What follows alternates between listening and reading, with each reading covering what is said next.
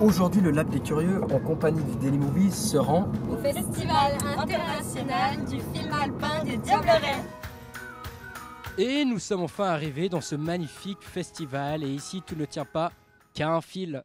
C'est un festival de montagne, mais où on y traite la montagne, l'environnement, les cultures du monde, les sports extrêmes et l'exploit, sous forme, pour l'essentiel, de documentaires qui sont mis en concours.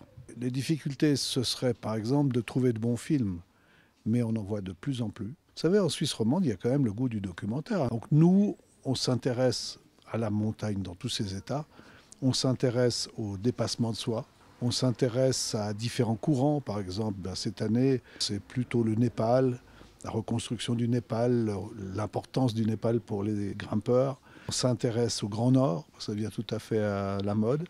Et on s'intéresse également à la montagne rédemptrice, c'est-à-dire la montagne qui permet à des jeunes en difficulté de pouvoir s'en sortir par un développement personnel.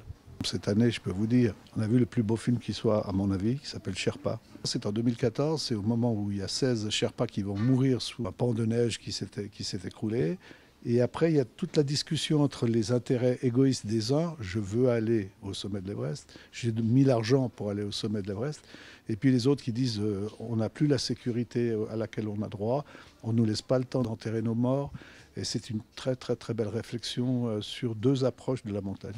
J'aimerais pouvoir proposer dans la semaine qui nous est accordée ici, des films à propos desquels les gens repartent en se disant « Waouh, ça m'a rendu plus attentif à telle chose, plus sensible à telle autre, ça m'a bouleversé profondément ou ça m'a rendu plein d'admiration. » Est-ce que vous savez pourquoi Christian Clavier est un as de la pêche? Parce qu'à chaque fois qu'il y va, il a une touche.